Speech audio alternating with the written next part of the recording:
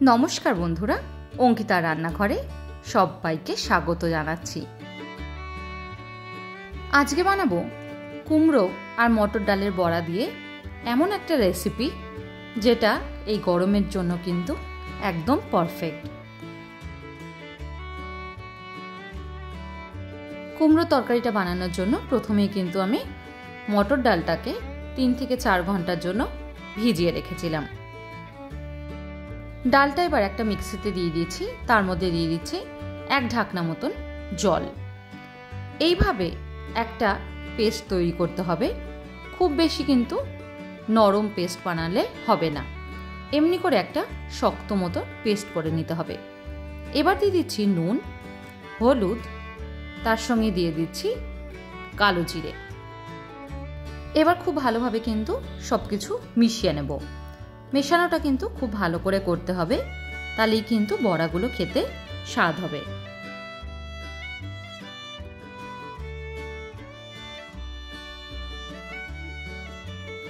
আমি চামচের সাহায্যে করে নিচ্ছি, আপনারা চাইলে কিন্তু অবশ্যই হাতের সাহায্যে এইভাবে মেখে নিতে পারবেন।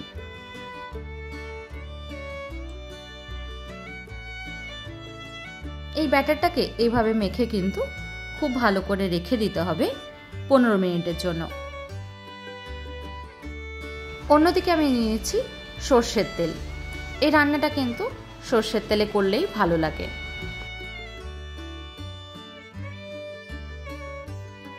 এবার ওই তেলের মধ্যেই অল্প অল্প করে ব্যাটারটা নেব, একটা বড়ার আকার দেব, তারপর সেটাকে ভেজে নেব।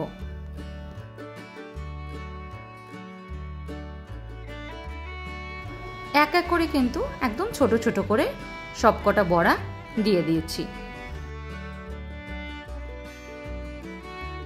বড়াগুলো এক পিঠটা খুব ভালো করে ভাজা হয়ে গেলে সেগুলোকে উল্টে দিয়ে অন্য পিঠটাও কিন্তু খুব ভালো করে ভেজে নিতে হবে। গ্যাসের ফ্লেমটাকে লো টু মিডিয়ামে করে বড়াগুলো তবেই কিন্তু ভাজবেন।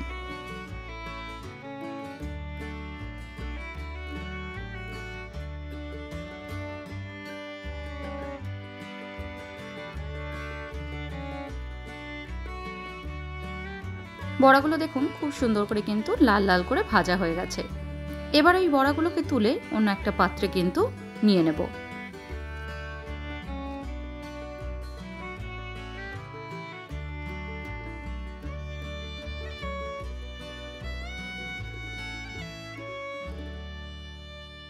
এক এক করে সবকটা বড়া তুলে নিয়েছি। এবার দিয়ে দিচ্ছি 5 ফোড়ন, শুকনো লঙ্কা আর তেজপাতা ফোড়নে। ফোড়নটাকে এবার বেশ কিছুক্ষণ কিন্তু খুব ভালো করে ভেজে নিতে হবে।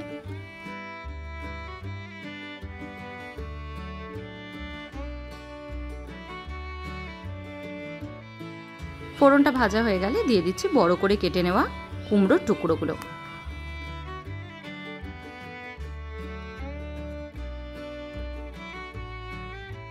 পুরো কুমড়োটা দিয়ে কিন্তু খুব ভালো করে ভেজে নেব, তারপর 10 মিনিটের মতন কিন্তু নাড়তে থাকবো।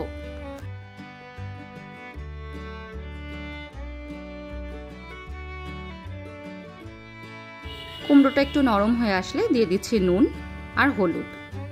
নুন আর হলুদটা দিয়েও কিন্তু খুব ভালোভাবে নেড়ে নেব। এই রান্নাটা কিন্তু খুব সহজেই হয়ে যায় আর খুব কম মশলায় কিন্তু এই রান্নাটা তৈরি হয়।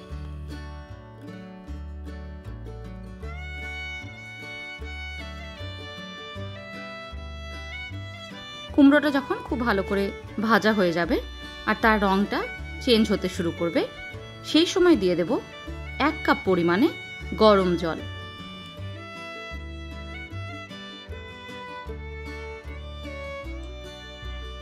গরম জলটা দিয়ে কিন্তু খুব ভালোভাবে নেড়ে নেব। তারপর এবার কুমড়োটা সেদ্ধ হওয়ার জন্য অপেক্ষা করব।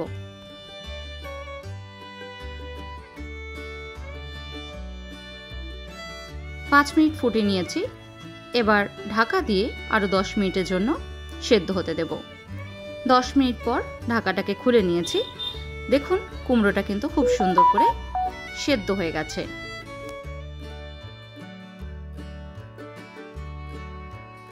এই সময় দিয়ে দেব 4টে কাঁচা লঙ্কা।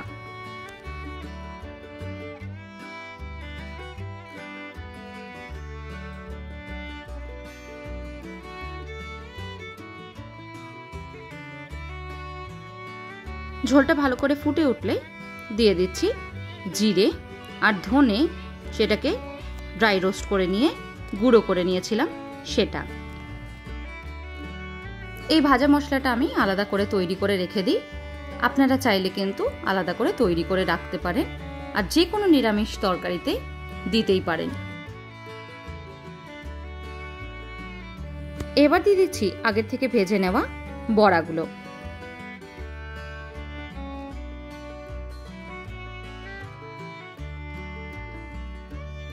বড়াগুলো দিয়ে কিন্তু খুব ভালো করে একবার মিশিয়ে নেব।